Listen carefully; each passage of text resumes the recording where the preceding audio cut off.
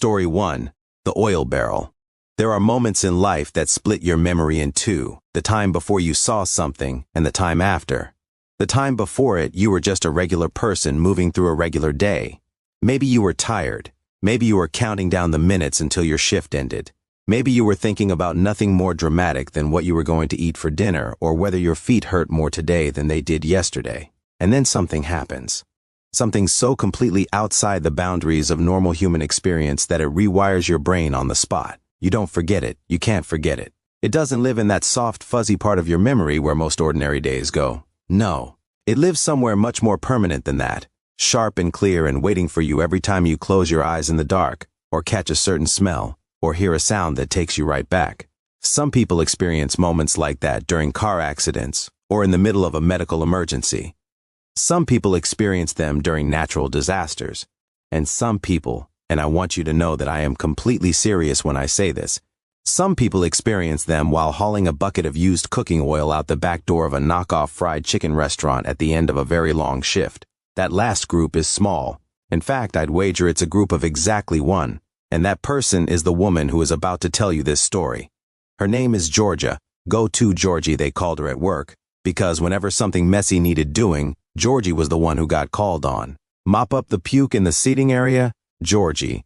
Cover the front counter when they're short-staffed? Georgie. And on this particular evening, right as the sun was beginning to dip low in the sky and her shift was almost over, her manager Karen gave her one final task: haul the used oil out to the barrel in the back lot. And so Georgie did what Georgie always did. She got it done. What she found out there in that chain-fenced backyard is the kind of thing that would make a horror movie screenwriter think twice. And here's the thing that I want you to hold on to before we even get started. Georgia is funny. She is sharp and self-aware, and she has a genuine gift for finding the absurdity in the worst situations. And even she, even with all of that humor and distance, will tell you that what happened to her that evening was one of the most terrifying experiences of her life.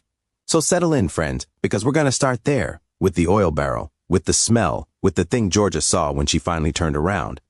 If you're new to this channel, welcome. You've picked quite an evening to join us. Hit that subscribe button and come along for the ride, because the stories we share here are always something you genuinely won't believe. A few years ago, after finishing up college and not quite being ready to launch herself headfirst into a career, Georgia took a job as a fry cook at a small, locally owned fast food restaurant. Not one of the big chains. One of those places that kind of looks like it's trying to be a big chain, right down to the font on the signs and the color scheme. But the moment you walk in, you know it's not. And you know what? People absolutely love those kinds of places. Why pay more when you can get the same fried chicken and fries for $1 less right down the road? Georgia had no complaints. The work was physical, it kept her busy, and she was also working toward her master's degree at the same time. So all in all, she felt like a productive, contributing member of the world. She felt good about herself, and the job itself suited her. She was a fry cook, her main role, and a genuinely talented one at that. She could flip a burger with more speed and confidence than most people twice her experience. And more than one middle-aged male customer had made it very clear that they preferred coming in when she was working the grill. Now, Georgia was young and sharp and more than a little sassy, and she knew how to handle herself in a fast-paced, grungy little kitchen. She's not ashamed to say she enjoyed the work, even on the hard days. Now, at this particular restaurant, Georgia has given it the nickname Bugger Kong, which I think is perfect.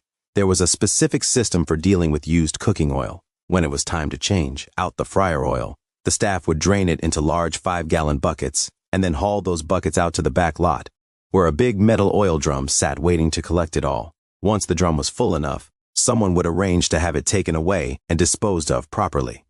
The drum did have a lid, but the lid was never secured tightly, just rested on top loosely, enough to keep rainwater out, but not enough that anyone determined couldn't lift it off without much effort. And honestly, why would you need to lock an oil drum? Who in the world would want to get into a container full of old, used, greasy cooking oil? It was sitting in a chained-off area out back, alongside the dumpsters and all the other things you don't think about when you're sitting down to enjoy your lunch. There was no reason in the world to think that anyone would ever interfere with it. Georgia was well into her shift. It had been a long one, and she was just about completely done with the day, when her manager Karen appeared right at the tail end of the afternoon and told her that she needed to take the last of the used oil out to the barrel before she left. She also needed to let the guys know first thing in the morning that the drum was full and ready for collection. Georgia wasn't thrilled about it, but that was the job. She drained the fryer oil into a 5-gallon bucket. Thankfully, it had already been cooling for some time and was safe to handle, and she grabbed the handle and began hauling it out through the back door. She knew as soon as she stepped outside that something was wrong. She'd spent plenty of time in that back lot on her cigarette breaks. She knew how it smelled. It always smelled unpleasant. That's just the nature of a dumpster area behind a fast food kitchen. But that evening the smell hit her like a wall. It was a thick, rotten, deeply wrong kind of smell that went well beyond what you'd expect from a regular trash area. She set her oil bucket down in front of the back door to keep it from swinging shut and locking her out, and she turned around to find the source. The first thing she saw was food. Rotten, decomposing food scattered across the ground. Not from their dumpster. That had been emptied just that morning. Someone had brought this food here from somewhere else entirely. And then she saw the shopping cart. It was one of those carts you often see homeless individuals pushing around, decorated and loaded with personal belongings, trinkets and bits and pieces that tell the story of a life lived outside. And then she saw the woman who owned the cart. She was in the oil drum. The woman, elderly, clearly experiencing homelessness, had climbed into the barrel and was submerged up to her shoulders in weeks' worth of used, dirty cooking oil. She hadn't noticed Georgia yet. As Georgia stood there frozen and completely unable to process what she was seeing, the woman ducked down further and went fully under the surface of the oil. Georgia actually counted the seconds, 45 of them.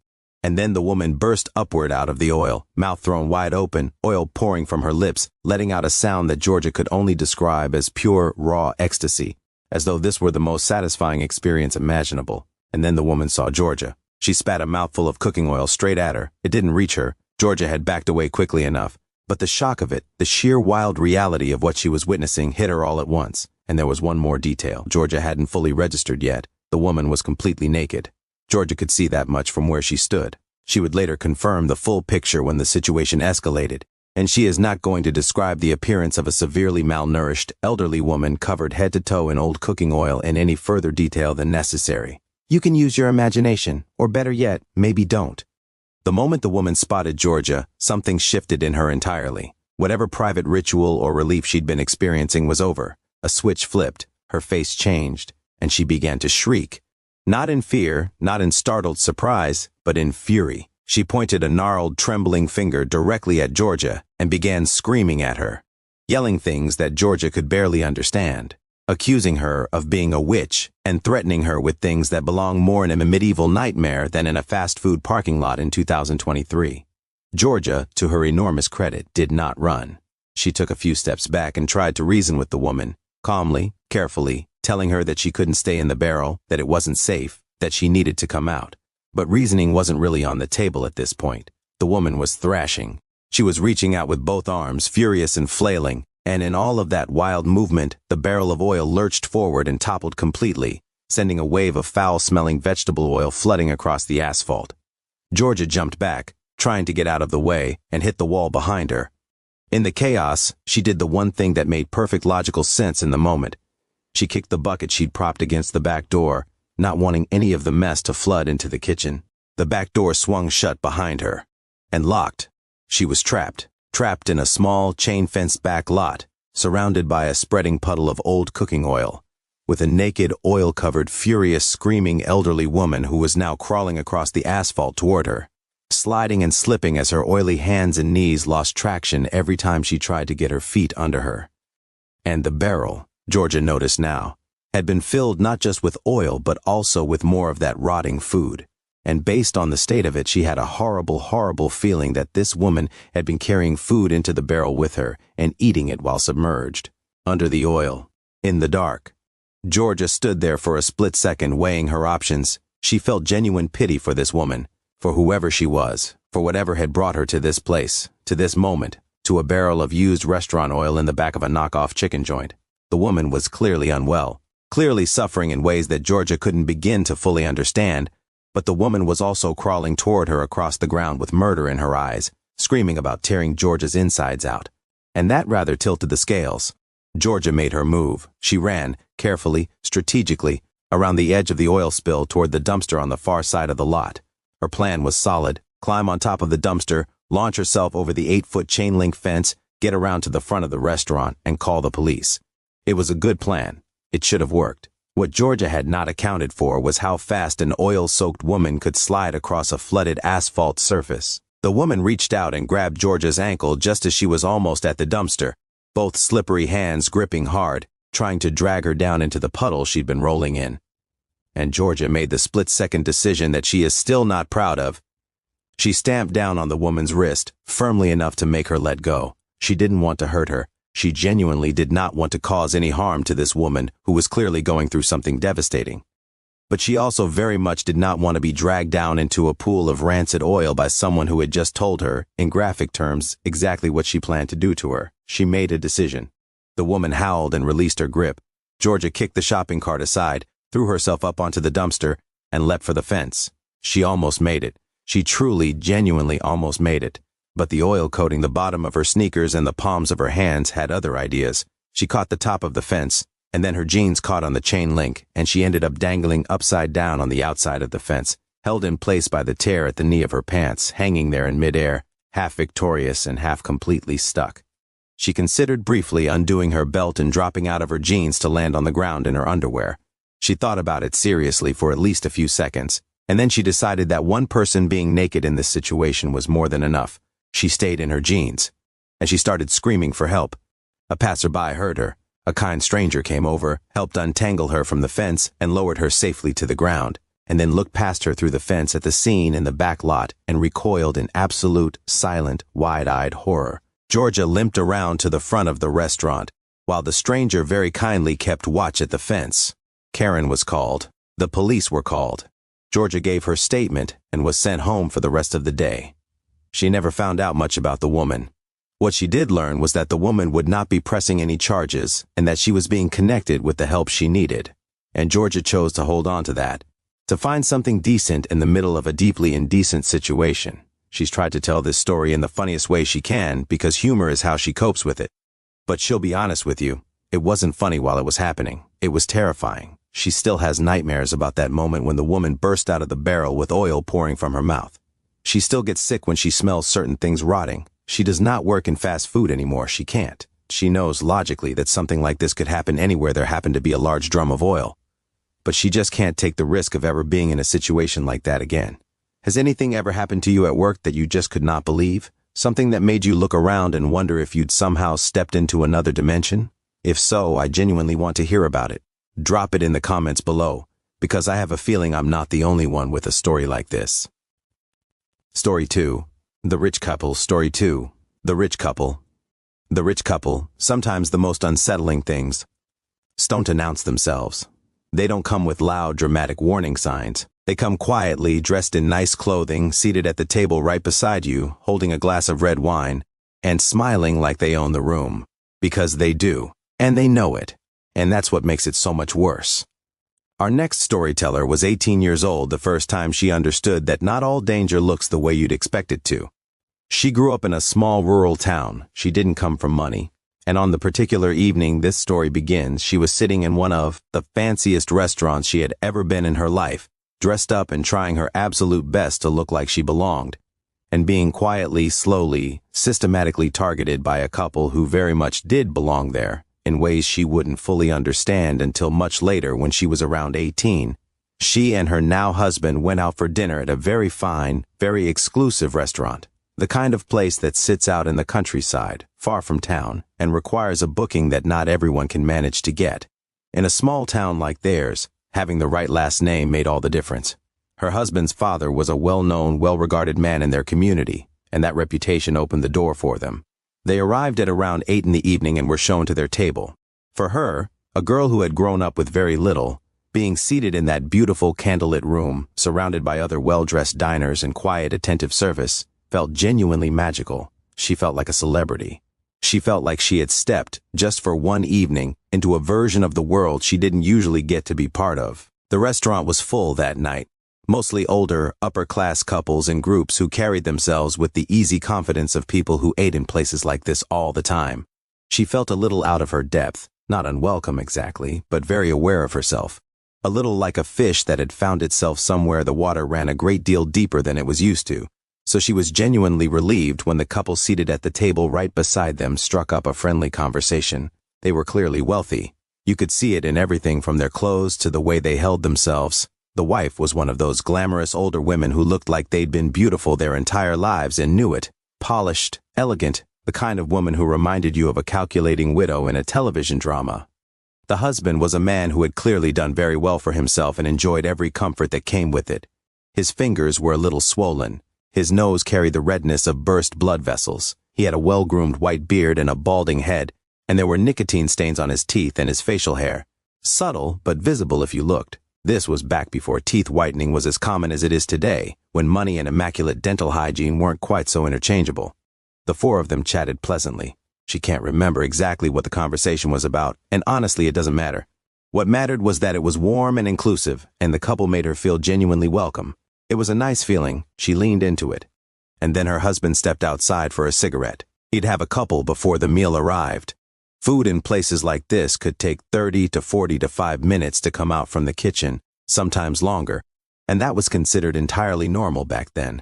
He'd be back in about 10 minutes. A minute or so after he stepped out, the rich wife excused herself as well, saying she needed to powder her nose.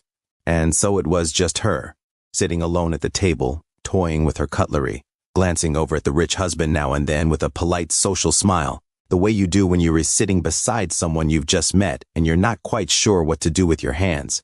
And then the rich husband leaned forward across the table, glanced briefly to one side, and whispered 3 words, "I love you." And then he sat back, completely normally, began talking loudly about how lovely the restaurant was, waved and said hello to a group of acquaintances at a nearby table, as if absolutely nothing unusual had just happened. She sat very still. She almost wondered if she'd imagined it. She looked over her shoulder toward the front of the restaurant, hoping to catch her husband's eye through the window. No luck. And the rich wife still hadn't returned from the bathroom. The husband took a sip of wine, red deep enough to stain his teeth, and leaned toward her again. "I love you," he whispered a second time, and then sat back, perfectly composed. His wife came back. Her husband came back. The evening continued, but 3 more times over the course of that dinner, she found herself alone with the rich husband, her husband stepping away or the wife conveniently excusing herself. And each time the same thing happened. He leaned in close, he whispered those words.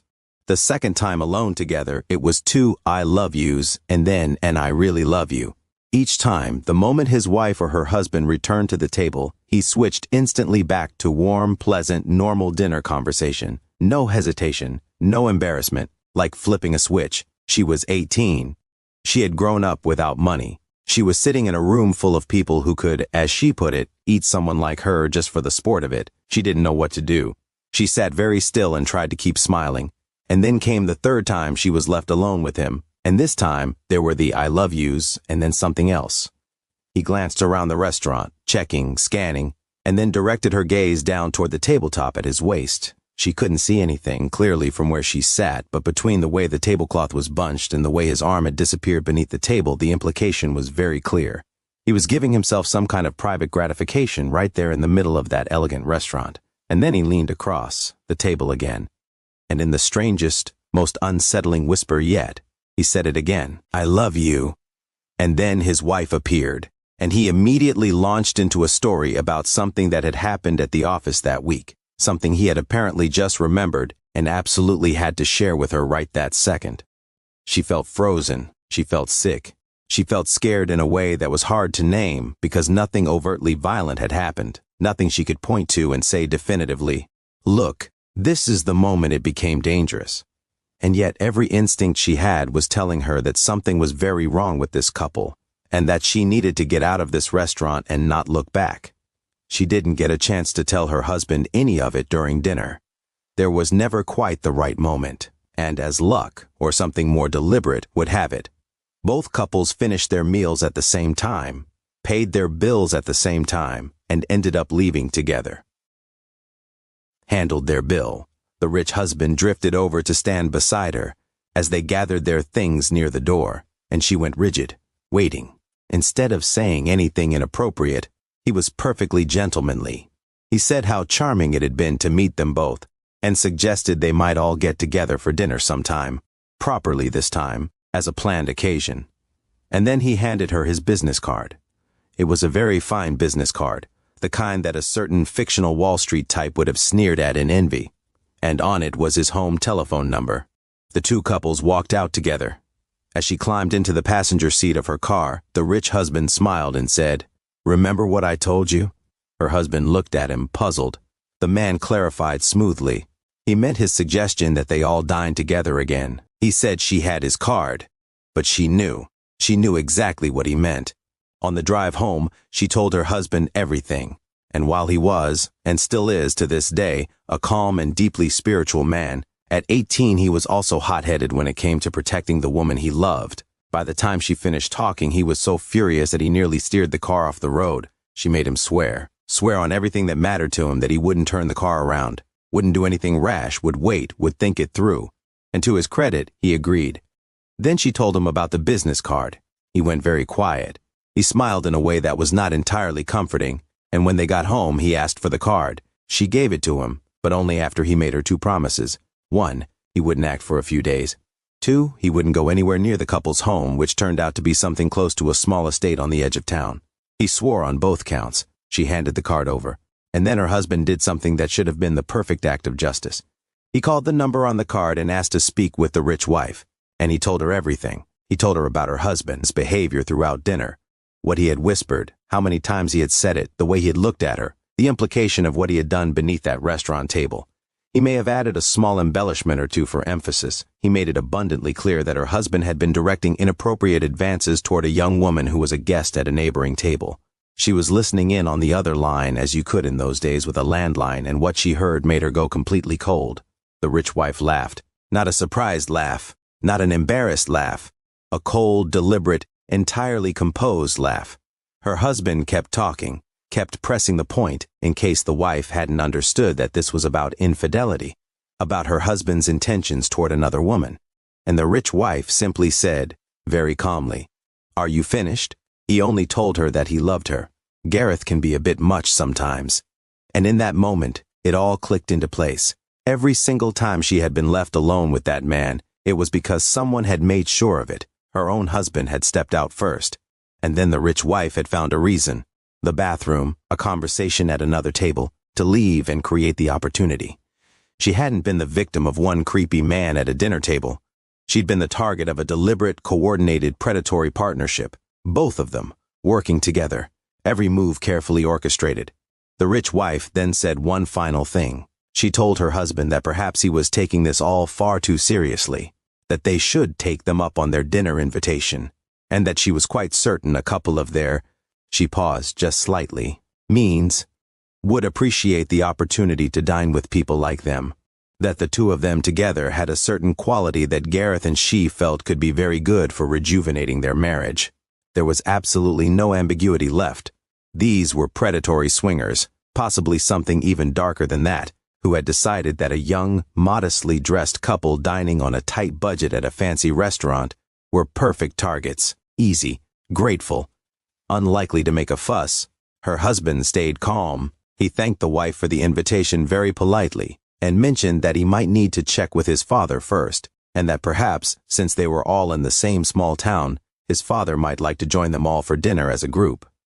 And then he said his father's name. The shift on the other end of the line was immediate. The wife's tone changed entirely. She said perhaps it might be best to take a rain check after all. And then she hung up. That was the one and only time her husband ever used his father's name and reputation as a weapon. And the fact that the mere mention of that name sent two confident, wealthy, predatory strangers backing away without another word, well, that tells you something about the kind of man her father-in-law was. That's a story for another day entirely, if you've had an experience like this. Someone whose friendliness turned out to be something very different underneath. Share it in the comments. You are not alone, and your instincts are worth trusting. And if this is your first time with us, please subscribe and turn on the notification bell so you never miss a story. The Boss and Story 3. Story 3, The Boss and the Dossier. The Boss, that bad luck comes in dossier. And for the woman in this next story, that turned out to be painfully, almost unbelievably true. Because she didn't just get one person in her workplace who crossed a serious line. She got 3, one after the other, each one worse than the last. And the final one, Well, the final one took things so far beyond what any reasonable person could anticipate that by the time it was over, she was left genuinely questioning whether she could trust another human being ever again. This story begins at a small, family-owned restaurant chain in her hometown. A beloved local institution with genuinely great food and a warm, romantic atmosphere in the evenings. The kind of place where the lighting was just low enough to make everything feel a little more special. She didn't start working there because she was desperate for money, exactly. She stumbled into it almost by accident. Dining there with her then-boyfriend Jono for about the 5th time, she noticed a help wanted sign in the window. She was in her last couple of years of college, looking for work that fit around her studies, and she already knew a handful of the staff either from previous visits or through mutual friends. It seemed like a perfect fit.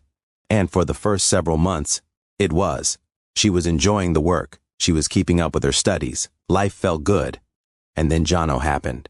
Now, Jono wasn't a bad person in the beginning, or at least she hadn't seen the parts of him that were. But she had a male coworker named Brandon who had become a close friend, a completely platonic friend. And one evening, at the end of the night shift, Brandon walked her to her car in the dark parking lot, as he always did, because she worked late hours, and that's exactly the kind of thing a decent person does for a female colleague. Jono arrived at closing time specifically to catch them, and when he saw Brandon walking alongside her, something in him snapped. He lost his mind in the parking lot, screaming accusations, calling Brandon names, claiming he was trying to steal her. And then, and this is where it crossed from garden variety jealousy into something genuinely ugly, he started shouting about her body, about her personal life, things no one should be saying about another human being in a public place, let alone screaming them across a parking lot at closing time. He came back more than once. He showed up during busy evening service hours, pointing at her, yelling things to the diners and her colleagues that were deeply private and humiliating. Details about her body, details about her personal preferences, things that a decent person keeps between themselves and the person they share a bed with. He decided those things were his to broadcast. She was given compassionate leave, a restraining order was filed, and the security camera footage from the restaurant, along with statements from witnesses, made the process fairly straightforward. But straightforward didn't mean painless. She was devastated. She felt too embarrassed to go back. She thought seriously about quitting. It was Brandon, ironically, who eventually talked her out of it, who told her she was valued, that they'd genuinely miss her, that she had nothing to be ashamed of. His little guilt trip, as she called it, worked. She went back to work, and that's when Howie arrived in her story. Howie was the assistant manager. Up until the point she returned from leave, he had been polite with her but professionally distant, not unfriendly. Just not particularly interested in her as more than a coworker. But on her first day back, he called her into his office. He told her that Jono would not be allowed through that door again, and that he would personally make sure of it. She wasn't sure how he planned to guarantee that, since it would require being on the same shifts as her at all times, which surely wasn't realistic. But it turned out it was very realistic. He had rearranged the schedule specifically so that he and she were always on shift together. That was the first red flag. A few days later, he called her in again, and this time, he wanted to talk about the things Jono had shouted about her. He said he knew she didn't have any of the medical conditions Jono had screamed about, because she was obviously not that kind of woman, which was a wildly incorrect understanding of how those things work, but she bit her tongue, because she needed the job and the reference that came with it. Then he moved on to her body. He said she shouldn't feel insecure about the physical detail Jono had chosen to broadcast to the world. He said he'd never noticed anything like that himself, and then proceeded to gesture at her chest and look her up and down as if he was doing her a genuine favor by scrutinizing her. That was the second red flag. And then there was the third. There had been something personal, something about her private life, something she had her own complicated relationship with, that Jono had repeatedly yelled out loud for customers and colleagues to hear. Nothing she thinks anyone should be ashamed of, but also nothing a young woman needs announced to her coworkers without her consent. Howie brought it up. He told her that it was completely fine that she was into that particular thing. And then he mentioned, casually, that one of his current girlfriends, yes, he phrased it exactly that way, current girlfriends, was also into it, and that she had told him he was really quite good at it. He let that hang in the air between them, leaning back in his chair, waiting. She did not respond the way he was hoping she would. She kept her expression neutral, thanked him for his time, and left his office feeling like she needed a very long shower. That night after work, a few drinks in at a bar with Brandon, she told him everything. She laid out every detail, every red flag, every leering look, every loaded implication. She trusted Brandon. He was her best friend at that point, the person she felt safest with. Brandon told her she'd probably misread the situation, that Howie was a good guy, that he'd known him for years, that he'd never behaved that way toward him. And here, if you need me to stop and let out a scream on her behalf, I completely understand. Please, take a moment. She was done. She decided she was leaving, but she needed to give her notice professionally enough to keep the reference she'd earned. So she held it together, and then, Howie called her into his office one final time. This time he asked her to sit on his side of the desk. She reluctantly did, and she looked at the computer screen he'd turned toward her, and she saw photos, dozens of them. Photographs of Jono, her ex-boyfriend, taken through a telephoto lens, taken at a distance, taken over what looked like an extended period of time. They chronicled his daily routine, where he went, what he did, the patterns of his life. They looked for all the world like the work of a private investigator. She stared at the screen. Howie looked at her with an expression of enormous self-satisfaction. And then he explained, in a voice that clearly expected gratitude, that they now had a thorough enough record of Jono's daily movements that they could make something look like an accident. She asked him, very quietly, what exactly he meant. Of course, she already knew. Howie had it in his head that the two of them were going to kill her ex-boyfriend, together, as some kind of act of revenge on her behalf, and presumably, though this part wasn't said out loud, she would then fall gratefully into his arms, deeply moved by his murderous gesture on her behalf. She kept her voice perfectly steady. She told him she deeply appreciated the effort he'd gone to. She asked if he could email her the dossier so she could look it over carefully before they made any decisions. He emailed it to her, every photo, every note, his barely coherent text documents outlining various ways to stage a fatal accident, having Jono hit by a car, getting him to walk beneath unstable scaffolding, various other schemes pulled straight from the most chaotic corners of a troubled mind. His most fully formed idea, the most detailed one, was this. She would invite Jono to the restaurant under the pretense of wanting to get back together with him, and then they would serve him food that had been poisoned. She called the police the moment she got home and forwarded everything. The authorities took it extremely seriously. Howie was apprehended that same night. Eventually, he took a plea deal. It was established that he was not of sound mind, and she found herself genuinely hoping, for his sake and for everyone else's, that he would get the help he needed and stop being a danger to people around him. But as for her, the damage had been done. First Jono, who had humiliated and terrorized her, then Howie, who had descended from workplace creep to potential murderer, then Brandon, who she had trusted with all of it and who had dismissed it. 3 people she had allowed herself to get close to. 3 people who had, in their own very different ways, turned out to be something she never anticipated. She said it best herself, she's in therapy. And every time she meets someone new, every time someone is kind to her, she finds herself waiting for it. Waiting for the moment when the mask slips, when the other shoe drops, when the person standing in front of her turns out to be someone entirely different than they appeared. All of it started because she saw a help wanted sign in the window of her favorite restaurant and thought, that sounds like it could work out nicely. If you felt that feeling, that waiting for the other shoe feeling, you're not alone. Drop a like on this video if you understand what she means, and share it with someone you care about so they know they're not alone in that feeling either. Story 4. Story 4. The Exterminator and the Ghouls. The Exterminator. Sometimes you don't realize how strange a situation truly is until you're already in the middle of it. You go along with things that feel slightly off, give people the benefit of the doubt. Tell yourself it all makes sense somehow. And then one morning you open a kitchen door and you understand, all at once, exactly how wrong you were. Our final storyteller tonight did not last long at his very first restaurant job. And honestly, given what happened, that's probably for the best. Because what he walked into, entirely without knowing it, was a situation that had very little to do with restaurants, and a great deal to do with the kind of people you do not want to get anywhere near. It was a small Greek restaurant, mood lighting, authentic music, the kind of place that tries to transport you somewhere warm and foreign and distant from your everyday life. The owner was a man named Mr. Tavaloris, large, loud, and magnetic when he was in good humor, and deeply, genuinely frightening when he wasn't. He was the kind of man who could make the entire atmosphere of a room change just by walking into it with the wrong expression on his face. Our storyteller had been working there for about 2 weeks as a waiter, still learning the rhythms of the place, still trying to get a feel for what was expected of him. And then, one afternoon, Tavaloris came to him with a proposition. He was going to be in charge of the front of the house that evening. Just him. The night was expected to be quiet, barely any bookings, so he'd be the only front of house staff. If he got overwhelmed, he could call Tavaloris's brother, and if no customers arrived by 9 in the evening, he should close up, send the sole kitchen staff member, a young woman named Maria, home, and then stay on until 11 o'clock, cleaning up and keeping an eye on the place. He wasn't entirely comfortable with this arrangement, and he said so. Why did he need to stay after closing if there was nothing to do? Tavaloris, doing what Tavaloris did, turned it into a mystery. He said someone might be dropping by later. A professional. He'd know what was up when the man arrived. Classic Mr. T.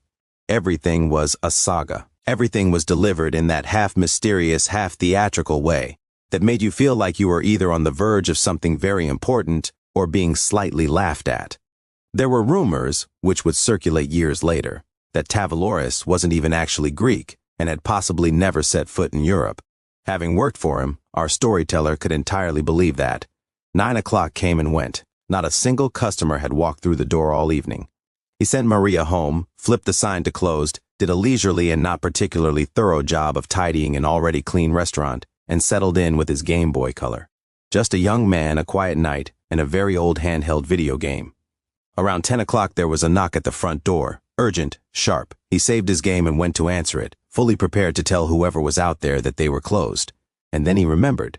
The guy. Tavaloris said someone would be coming by. One look through the glass door confirmed it. This was definitely a guy.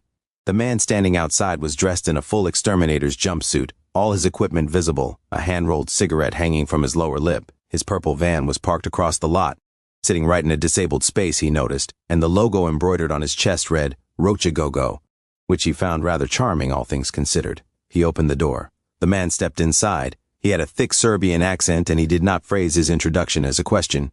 He told him that he had been expecting him. Not asked, told. He agreed. Sure, he said, you're the guy, right? The exterminator seemed very pleased by this. He confirmed that yes, he was indeed the guy, and that he had something to take care of for Tavaloris before things got out of hand. He needed to work in the kitchen. This gave him pause. What exactly did they have living in the kitchen that required an exterminator showing up at 10 at night? He asked. The exterminator told him not to worry. It was preventative. Tavaloris's bosses didn't want any rats in the establishment. Bosses. That was interesting. He had always assumed Tavaloris owned the restaurant outright. He filed this information away without dwelling on it. The exterminator headed through toward the kitchen, and the only thing he brought with him was a large black plastic crate carried by a handle, which seemed a little light for a full extermination job, but what did he know? He let it go. The man wasn't in the kitchen very long, barely any time at all, which he'd register as significant much later, and then he stepped back out, shut the kitchen door with a firm click, and told him he could go home for the night. Leave the kitchen closed until morning, let the poison settle, keep any rats from thinking they'd found a welcoming space. That was all fine. It lined up with what Tavaloris had told him. He walked the exterminator out, watched the purple van pull away from the disabled spot, and got into his own car and went home. Now, here is where the story has to make a brief detour, because there is context that matters, context he wouldn't understand until well after the fact. Tavaloris, as it turned out, was connected to the mob. This was, in hindsight, perhaps not the most shocking revelation in the world, and at some point Tavaloris had made a mistake, done something to cross the wrong people, and so he had engineered the situation at the restaurant specifically so that his staff would be there, alone, when a group of very unpleasant individuals arrived to settle the score. Whether he intended them to find a young man working a waiter shift, or whether he'd planned it around someone else entirely, is something that was never quite made clear. What was clear was that Tavaloris had positioned someone as an unwitting buffer between himself and people who were not gentle in their methods. But these particular mob enforcers were a different breed from the ones you might picture from old films. They didn't deal in beatings and crude intimidation. They were subtler than that, colder. They were known apparently as the ghouls, and the kind of fear they specialized in was not the kind you got from a fist. It was the kind you carried with you for years afterward, the kind that crawled under your skin and stayed there. Their target was Tavaloris, not a young waiter working his second week on the job, but the young waiter and the kitchen girl were still the ones who walked through the restaurant the next morning. Tavaloris had arranged for both of them to open up, which was unusual, perhaps to gauge what had happened overnight, perhaps to see if they'd actually show up at all. He arrived with no particular knowledge of what had taken place, explained to Maria as they went in about the exterminator from the previous night, mentioned that some poison had been laid down in the kitchen. Maria's face went white immediately. She was young, probably too young to be running a professional kitchen, but she was sharper than almost anyone he'd encountered. She told him flatly that that was not how exterminators worked. You could not simply lay rat poison inside a kitchen where food was prepared. It contaminated everything. They were going to have to throw out anything the exterminator had touched. He absorbed this. They moved through the restaurant toward the kitchen. He reached for the door, telling her they'd figure out the extent of the damage, start assessing what needed to go. He opened the door, and he let out a scream. The kind that comes from somewhere very deep and very involuntary. The kind that bypasses conscious thought entirely and just happens. He slammed the door shut and stood there shaking, trembling all the way through, barely able to form words, not far from tears. He is a grown adult man. He wants you to know this. Maria grabbed his shoulders and demanded to know what was happening. Was someone dead in there? Did she need to call the police? She moved toward the kitchen door to look for herself, and he nearly tackled her, trying to stop her. Until she pressed her face to the narrow window and looked into the kitchen herself, she didn't scream quite the way he had. But she went very still, because the kitchen was full of bugs. Not a handful, not a few strays that had wandered in through a gap somewhere. Hundreds of them. Hundreds of the same creature, all roughly the same size, about 4 inches long, milling around the kitchen floor and surfaces in that deeply wrong way that things do when they don't belong in a place but have been deliberately put there. At first glance, he'd thought they were spiders. Enormous, wrong-colored, wrong-shaped spiders. But Maria, who was able to look at them slightly more calmly through the glass, pointed out that they had 10 legs, not 8. Whatever these things were, they were not spiders. This was New Jersey, not the Australian outback, not some tropical wilderness. House centipedes already gave him the shudders, but this, hundreds of these creatures, these absolutely alien-looking things filling the kitchen of the restaurant he was supposed to open for the day, came close to breaking him entirely. He begged Maria not to open that door. He slid down the wall and sat there in a heap while she called Tavaloris. Tavaloris arrived 10 minutes later, incensed that they had interrupted whatever he'd been doing. He was loudly dismissive. There were no monsters in the kitchen. They were both being ridiculous. Maybe 1 or 2 things had gotten in, but that was hardly cause for this kind of drama. He didn't even wait for a full explanation before he grabbed the kitchen door latch and stormed in. He came out faster than a man of his particular size and fitness level should have been capable of moving. He came out hollering. He came out cursing the family whose name he refused to say out loud. Furious at his staff for not warning him. Furious at the world in general. Maria, bless her, rushed forward and pulled the kitchen door shut behind him before anything else could get out into the dining room. But a couple of them already had. She managed to trap one under a glass before it got far. The second one turned and moved toward him. It paused. He stared at it. He registered, with a kind of detached disbelief, that its face had a quality he found oddly disarming. He described it as looking like a certain part of female anatomy, which somehow made the whole thing slightly less terrifying than it had been 30 seconds earlier. Capture it too. And still there were hundreds more behind that kitchen door. Tavaloris was yelling that there would be no police. Under absolutely no circumstances was anyone calling the police. He eventually calmed himself down long enough to reach an actual exterminator, a legitimate one, a friend of his, and both of them were sent home for the day. The restaurant was closed for 3 days following. He didn't go back when the 3-day unpaid leave was up. He was done. He would learn later through Maria that the creatures were camel spiders, neither true spiders nor true scorpions, but their own strange category entirely, sometimes called wind scorpions. Not genuinely dangerous to humans in most circumstances, but capable of delivering a painful bite. And they had been released into the kitchen deliberately, intentionally, by people who had access to a large enough supply of them that releasing 100 or more into one space was just an opening move. An opening move. That was the part that stayed with him. That was the part that genuinely got under his skin and never quite left. Not the sight of those creatures filling the kitchen, though that was plenty, but the knowledge that this was the ghouls' version of a gentle warning. Their way of saying, we know where you are, we can get inside, and this is nothing compared to what comes next if you don't start paying attention. He moved out of New Jersey not long after. He did not miss it. A few years later, he heard through the grapevine that Tavaloris' restaurant had finally closed. A health inspection issue, apparently a serious one. Something involving a baby bird found inside a customer's meal. Whether that was another message from the ghouls or simply the long overdue consequence of Tavaloris being a genuinely terrible restaurant owner, he never found out. He didn't want to find out. Some things are better left alone. Well, friends, 4 stories tonight. 4 very different people, 4 very different situations, and yet a thread that runs through all of them. The moment when an ordinary day at an ordinary job became something you never quite recover from completely. An oil drum in a back lot, a candlelit table at a fancy restaurant, a manager's office with a very troubling computer screen, a kitchen that should have been empty and wasn't. Life has a way of surprising us in the worst possible directions sometimes, and all we can do is get through it, find the humor when we can, find the help when we need it, and find the courage to tell the story afterward. Thank you so much for spending this evening with me.